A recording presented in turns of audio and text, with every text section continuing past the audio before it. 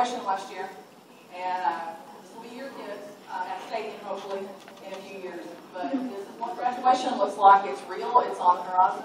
It's coming up sooner than you can imagine. Some things I want to talk to you about the future. Next year in 10th grade, and the year after that in 11th grade, your kids will take a test called the PSAT.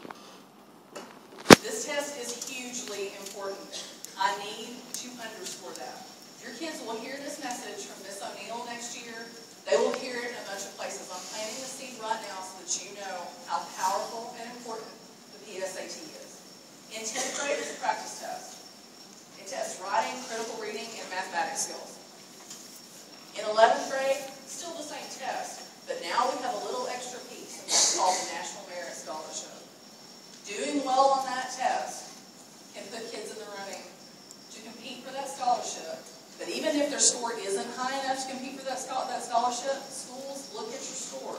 And we've had kids receive full academic scholarships just for having a high PSAT score. Not only that, but having a good PSAT score puts them on the radar of a lot of schools. So I just need to say to you, you'll receive a lot of information about this test, but know that you heard it here first. That test coming up in 10th and 11th grade, hugely, hugely important. They can't take it in 12th grade. That's why I said 10th and 11th. They'll find out in 12th grade if they qualify to enter the scholarship competition. By then they'll have their scores, and some colleges will probably be courting them, but just know that that's coming up. I'm going to turn the presentation over to Lindsay O'Neill for a brief moment so that she can talk to you about AP, IB, and dual credit. Lindsay is the AP coordinator at the high school, so she's me, but at AHS. I put this slide in here because there's always a lot of questions about AP and IB, so she's going to touch on that briefly. So my name is Ms. O'Neill, and I am the Advanced Academics Coordinator at the main campus. So I will see most of you there next year. We basically have 3 major programs, and this is really looking ahead. Most students make their decisions about these at the end or middle of their 10th grade year. So we're really thinking far ahead.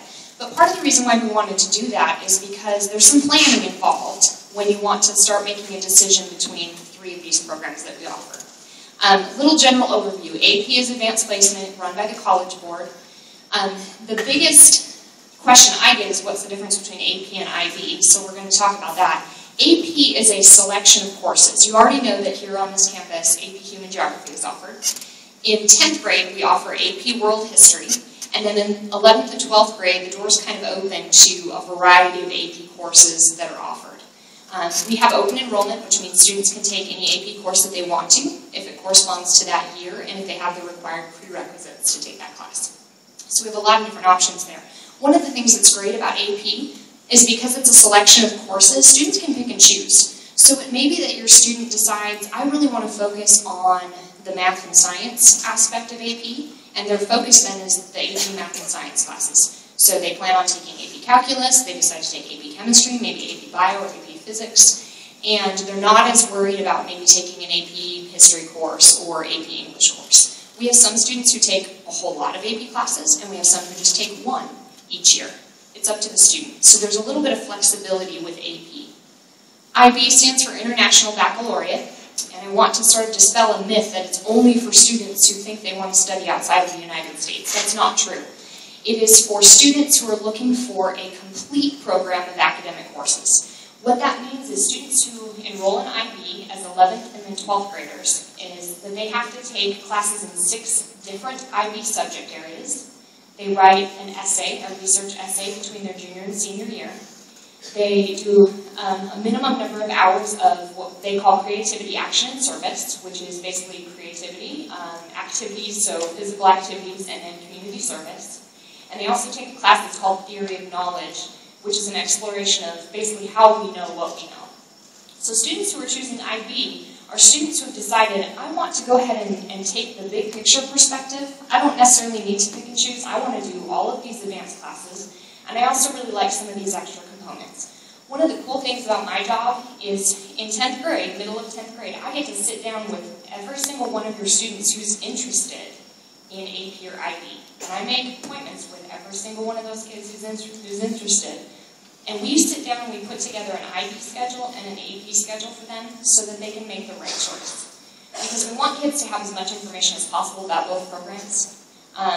really it's about what the best decision is for your student, and that's something that, again, we start to talk about kind of middle of 10th grade. Third option we have on there is dual credit. I am not the dual credit coordinator, so I tend to point most of the questions in the direction of our dual credit coordinator. But what I can tell you is that these courses are run through Collin College. Again, it's 11th and 12th grade, and there is a maximum number of classes that students can take. So, for example, most juniors who are doing dual credit only do English and history in dual credit, but there are some other options as well. These are possible ways to earn college credit. So, depending a little bit on what your goals are for college credit, that helps decide what the different pathways are. Dual credit courses, if a student takes the class through Collin College, passes the class, they have that college credit. It is a college credit or multiple credits on their transcript that they can take from Collin College and transfer to most colleges or universities. So in some sense, it's a bit of a guarantee that yes, they have that college credit and then should be able to transfer it to most colleges and universities. AP and IB, and Ms. Perry talked about this a little bit, it depends on the exam score that you get. You have to take those AP and IB exams. They have to score well on the exams, and then the college has to accept that as a credit. So we do a little bit of research with the students too, so they can start to make decisions. Well, I kind of think I want to go to this school. Would they give me credit for these AP or IB courses? So we try and make sure students are well informed in that as well. We talked about the open enrollment piece. The biggest thing on that is just making sure you have the best preparation along the way. So the one last thing I kind of want to touch on, and there's lots more information on our website as well, both my website and Ms. Holmes' website. The other piece I just wanted to mention, though, is making sure that you have the prerequisites in place to be able to select either the AP or the IB options. A lot of panic happens in 9th grade and 10th grade, and Ms. Holmes has been talking about that. So we have a lot of students kind of jump ship early on. So they jump out of some of those pre-AP IB courses, and what they figure out a couple months later is, gosh, I probably could have done just fine in that class. And then they get to 10th grade and they sit down with me, and they say, I would really like to do full IB. And I start looking, and they dropped their pre-AP IB English class, and they dropped their pre-AP IB language class. Well, now it makes it a whole lot harder for them to be successful in some of those advanced classes later.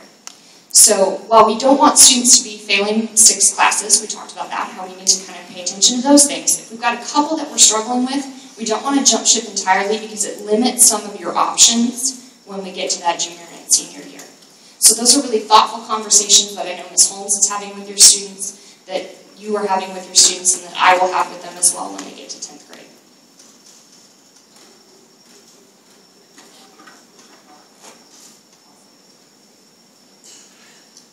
This is almost my last slide. I've got one after this. So let's talk a little bit about college admissions. I'm bringing this up because of GPA. That tends to be a conversation that we have all year long. And it's because somewhere, somehow, kids have gotten the impression that grade point average is the most important thing for college admission. I need to tell you that it's not. Here's why. Grade point average, and if you're not sure what grade point average is, like you've heard the term but you're not sure how it's calculated, if you go to my website, there's a tab that shows you the GPA table and walks you through how to calculate it. Because not all of us know about that. So that's on there if you need some more information. Basically, GPA is a numeric representation of your child's overall academic performance in classes. And so we weight the grade point average if your child chooses to take a pre-AP class and AP class. We tend to add some things in weight-wise so that their GPA reflects the rigor of the classes that they're in. Then we rank kids. We don't rank freshmen. Let me say that, because every year that comes up is, what is my class rank? We don't rank 9th graders. They'll receive class rank once they get to 10th grade. We do provide a grade point average, but we don't rank them. So when we rank them, whoever has the highest GPA gets to be number 1, and whoever has the lowest doesn't. That's how ranking works, right? So where your kids get concerned, they think that GPA guarantees some things in the college admission process. It doesn't. Here's why. First thing a college does when they get to a GPA is that they unweight it. They have to unweight it. Because where Allen ISD uses a 5-point scale, not every school in the United States uses that scale. Not every school worldwide uses that scale. So they have to unweight the GPA. So you're probably thinking, well, if that happens, then the kid who's in no advanced classes is going to have the same GPA as my kid. Exactly. Which is why they're forced to look at the rigor of courses that your child took. Everyone knows where Allen ISD is. I need you to know that. They know that we offer advanced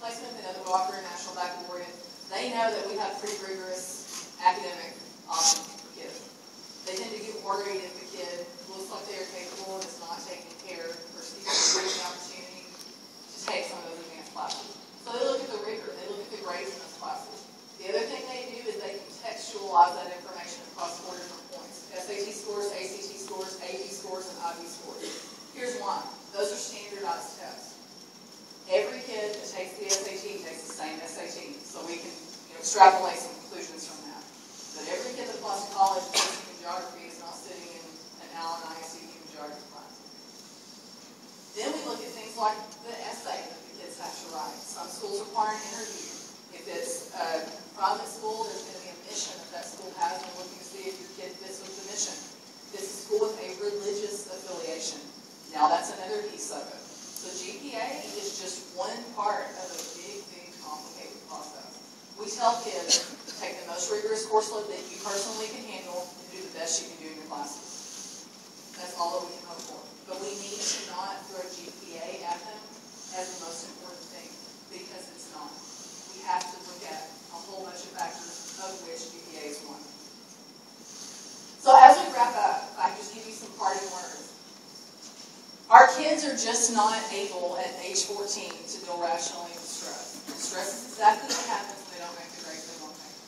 So I need you, parents, to partner with us, educators, and help us when our kids start to feel stressed. It's a great idea for you to reach out to the teacher. That's your first step. Because if you contact me, I'll talk to you. I'll talk to some parents in here. I've met some parents in here. I'll recognize you. I'll have those conversations. But in our conversation, I'm going to say to you, have you talked to the teacher? And if you haven't talked to the teacher, I'm going to have a conversation with the teacher. But eventually, you're going to have to talk to the teacher. Like, there's no way around. So, have a conversation with the teacher. Figure out what's going on. And if I could give you just another piece of advice, a face-to-face conversation, really different than an email conversation. You can read tone and all sorts of things into an email that when you're having a face-to-face conversation, those things just sort of go away. I would always encourage a face-to-face meeting if they're a true concern. Phone conversation is a good second option. But if there's a real academic, serious stress concern, I would say email might not be the route to a solution. Maybe a face-to-face conversation would be. Don't forget to praise your kids. Parents of GT kids, do not forget that just because they are able to manage schoolwork, those of our GT population that do really well in school, they don't hear all the time what a good job they're doing. They're making 96, 97, 9900s on things, and they're working hard. But they're not hearing, I'm proud of you. You're really managing a whole lot of really hard coursework. I'm so glad you're doing that. I'm so proud that you're my kid. They're not hearing that. You may think that because they want nothing to do with you publicly, that they don't want to hear that praise from you. They do, because remember, you are the number one person in their life that they want to impress and they want to be proud of. So have those moments where you praise them. If you know that they're taking a really hard test and you give the grade back and they do well, have a moment where you celebrate that. Because the school year goes by really, really quick and they'll get in the school year. So be sure that you're taking time to praise them. And then just look for progress. That's what we do. We don't ever look at one grade and make a bunch of decisions. We look for progress. So if your child is sitting with a grade that they're not, wanting in a class right now, look at it in a couple more weeks. So when it's come up a point or 2 or 5 or 10, have a moment to celebrate that. Learn to celebrate the successes that your kids have. It will open a lot of doors for conversation and will do a lot to foster good mental health on their end. So that's my presentation. Let me reiterate for those of you that walked in later. This will be on my website, all of it. I'll load it up tomorrow morning. So if you want to see any graphics or words or anything like that, it'll be there. I will take questions. If you have any, I know we've run a little bit long. If you have questions that I can answer, I'm happy to do that. I'll give you just a second to questions for me. So I'll let you out and out. Skills, and if we know what we know, tracking acres data, while we don't have a specific study skills class, while we're maybe not doing everything that we need to do, knowing what's coming out of middle school here to make that transition a little bit easier. I can speak to the study skills class. If we offered it, the kids who needed it wouldn't take it because their schedules are crammed full of advanced classes, and they would not sacrifice an advanced class for a sport or band or something like that to take a study skills class. I will tell you that typically whenever we have a kid who's really struggling and we intervene, sometimes it's me that sits down with them, sometimes it's our college and career advisors, counselors, and we sit down with them. Usually that accomplishes kind of what you're envisioning with making a plan. It's just so different student to student. I do know that there are places around that have Saturday workshops and things like that. As far as names, those places I don't know. I know that they exist because kids tell me about them. As far as an actual class, I mean, Jill, you can speak to that, but That's why we don't have it. And the kids who need it would take it. Really good question. Yes, sir. So, two questions. One is, I agree with the fantastic. How many of them got 5.0 or 1? We do. We have that. And so to answer your questions, which are excellent questions. The first question is about when a kid takes tests or has some work in a class and the grade is below what we find acceptable. Is there an opportunity for the kid to receive that assignment back where the parent can look at it? Do we go over them in class with the kids? My expectation as the coordinator and every principal's expectation, and the teachers are laughing because they've heard it from me forever, is that when there is an assessment or an assignment of any kind, it is handed back to the class and it is discussed in depth. Where if there's a question someone missed, it comes up and it's discussed. The teacher should have gone through the test to see which questions were frequently missed. And they should talk about, if you picked choice A, which was the most frequently picked choice that was wrong, probably you were looking at this or whatever. Now, I will tell you, most of the time teachers take those exams back up and they do not leave with the kids, and here's one. Department. They take hours and hours to create, because in a tested subject like biology and English,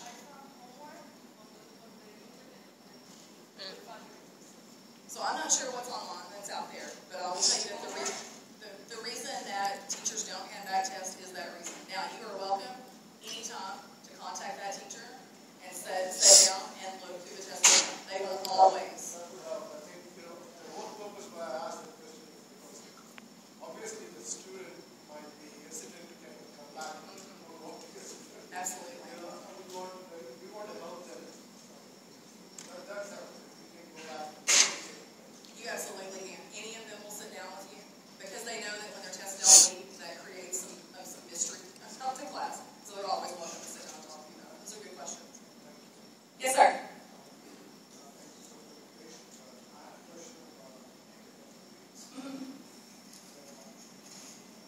So the question is about our revise and resubmit policy, where by and large, if the student fails an assignment, they have an opportunity to go in and redo the work for a grade up to 70. In human geography, they allow that opportunity for any grade if it's on a test. It really depends on the class, is my answer to that question. It depends on the class, it depends on the assignment, and how much time was given in class to do the assignment, what type of assignment it is. Most teachers usually just limit that to failure. I understand your point, though. If your child made a 75, and they just want to see if they can better their grade, if there's a concept that was missing they want to go over, are they not offered the same opportunity? My answer to that is that it's going to vary class by class. You know, chime in on that? Okay. A really good question. What else can I answer? Yes, ma'am. In general, talking about all regular classes, you say always. I love that question. That's one of my favorite questions that I get asked. I'll repeat the question. So the question is, when we're looking at college admissions and we're college bound, is it better for us to have a student that is sitting in several advanced classes and maybe making a B or a C? Or should they take an on-level option where they're going to make an A? What's better in the college of us? They want to know that anyone they admit can handle the rigor at their university. So it is always going to be better for a student to sit in an advanced class and struggle than to go to an on-level class and have an effortless experience. And here's why. A kid that does that, that's very, very capable, when they take an SAT and ACT, something like that, the scores are going to be very good. And so when a college is looking at the overall picture and they're looking at the level of rigor on the transcript, and they see that a kid is in some advanced classes and doing well, stellar SAT scores, ACT scores, but they're sitting in an on-level class that's a core subject of making an A, the conclusion they draw, this is not my word, I've heard this from the University of Texas, TCU, other schools, the conclusion they draw is that the student is unmotivated, and I've even heard the word lazy. I hate that word, it's a loaded word. Not my word, let me just go on record saying. But much better for them to struggle, and let me temper that with, there's reasonable struggle, and there's unreasonable struggle. We don't want a kid drowning just for the sake of, well, I've got to have this class to get to college. No, when it comes down to it, we're picking which level of course, and we know we can do the on-level course with no problem. It might be a conversation to take a pre-AP or AP or IB, simply because the rigor is going to provide them additional learning opportunities. I love that question. Thank you for asking that. Yes? Yes, sir. Okay. Let me answer that question before you ask it. His question was about the ACT Aspire exam that our campus is going to take on October 15th. He asked if all freshmen were going to take it. Yes. And if anyone needs to sign up for it or anything, no. We've automatically put them in a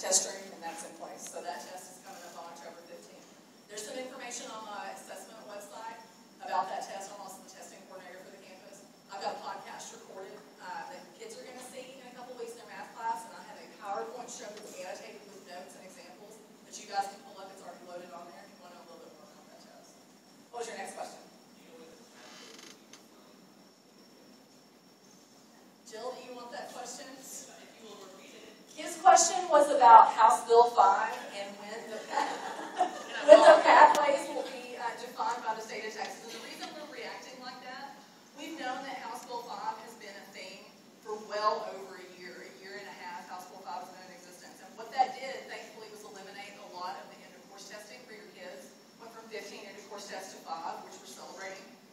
The part of it that we're excited about, but we're still waiting for the state to make some decisions, they decided that our graduation plans are going to change somewhat so that kids can be more prepared to enter the workforce or college, and so they have endorsements, pathways that kids can pick, and there's certain courses that go into the pathway. So his question is, when is the state going to define those? I'm going to let the staff answer that. Thank you. The endorsements have been defined, which the students in 8th grade chose, and I'm going to see if I can get these right because I was working with them today. We have the STEM endorsement, public service endorsement, arts and humanities endorsement, and multidisciplinary, but there's one more. It'll come to me in a minute. No, I'm not going to go out with, but the pathways within there will be several. And one of the benefits for Allen is that we knew when we saw this new graduation plan that all 5 of those would be able to be offered, which I'll come up with the other one in a minute. But as far as the pathways within there, there will be several different ways. So as far as the state defining it, they're really not going to be doing any defining. It's going to be what we decide looks like the 4 classes that are in order. So most of our students for their freshman year are going to choose the same classes anyway because all those are the starting points. And then when they start choosing classes and working with our college and career advisors, we'll have a better definition or an example, which is the part I was working on today, of what a 4-year plan will look like that will follow all those pathways. So when they get with their college advisor, that those plans will be built so that if the student was interested in, let's say, broadcasting, it'll have an idea of what those classes should be over the 4 years, so that they'll have an idea where they're going to go. But the state's not defining it. The state has said that House Bill 5 is allowing us to be more flexible, which is causing us all more grief. So we're now in the process of working on what will that look like for Allen. And because we are so fabulous in what we offer, we then have 39 different plans to choose from right now, and we're trying to build those to make them at least understandable. So. And I'm not there yet, so I can't help you get there yet, but we are in a place where we know which direction most of them will go. So that doesn't help you much, but we are working on it. And it will be in ambiance where you'll be able to see through the grad plans once we get them created, what those will look like, and be able to then, that's what the students will work with their college and career advisor to build those, and then you'll be able to see what their 4-year plans will be. STEM. Business and industry is the one I forgot. Public service, arts and humanity, and multidisciplinary. So those are the ones that are the endorsements.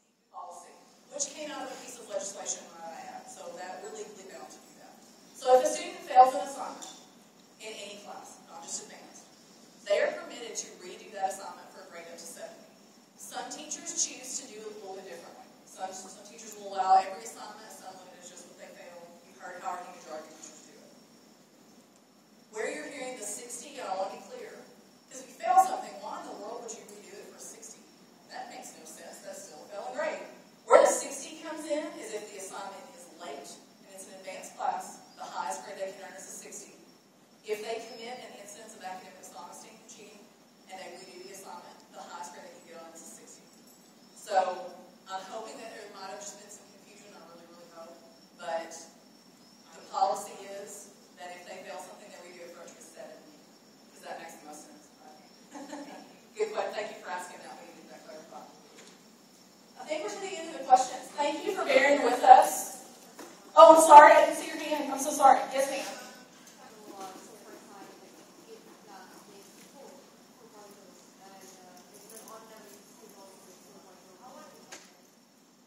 If a student in an odd-level class makes a 100, which is what would translate to a 4.0 on the GPA table, and a student in an advanced class also makes a grade that would translate to a 4.0, how are they compared? The student in the advanced class is always going to be looked upon more favorably because it's a more rigorous class. Good question.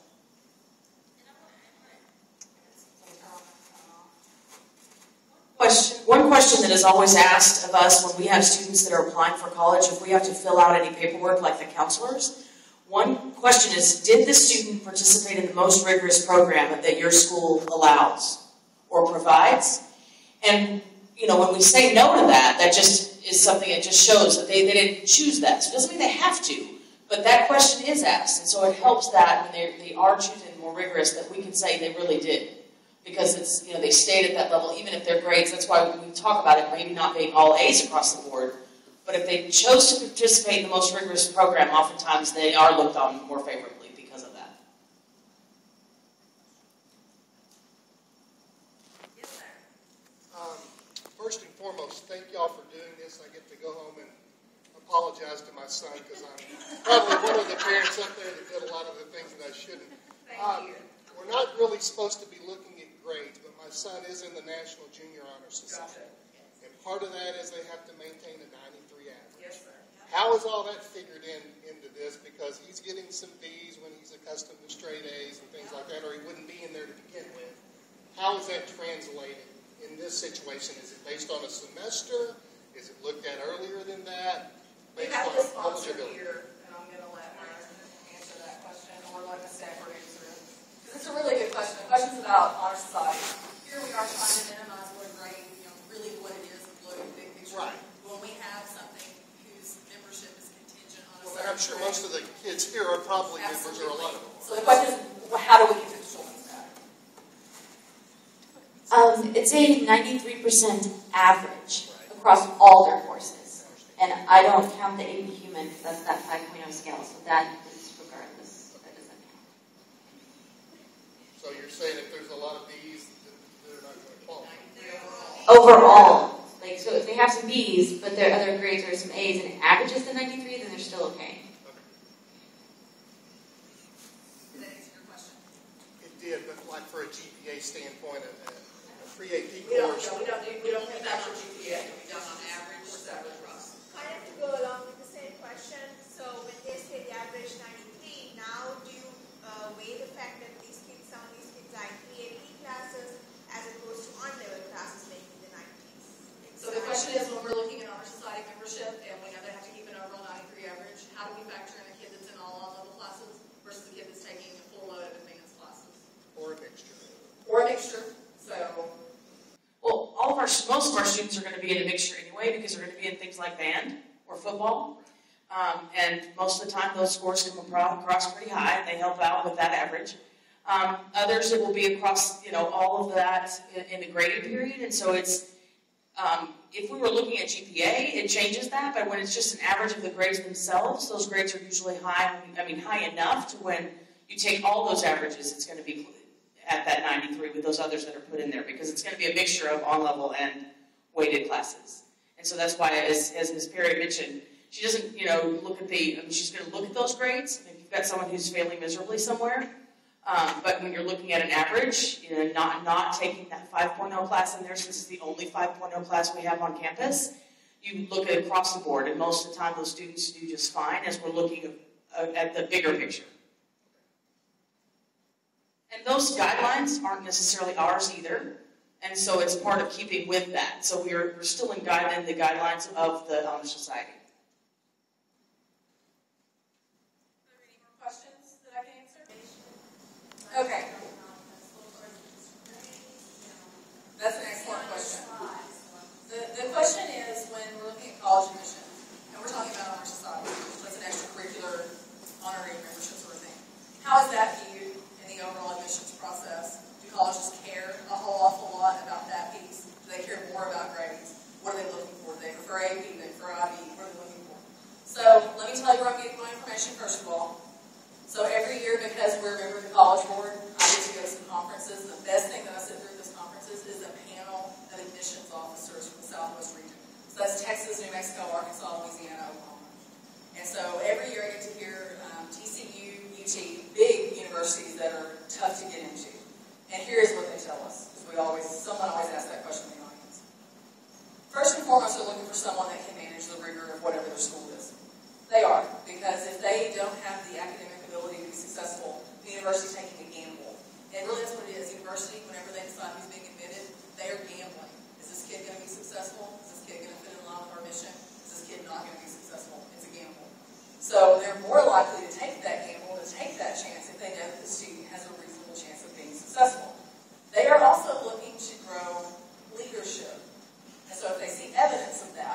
extracurricular activities, in sports involvement, if they are really involved in church, Eagle Scouts, those sorts of things, they are looking for the complete picture. And that means all of it becomes important, but depending on the school, it's important in different ways.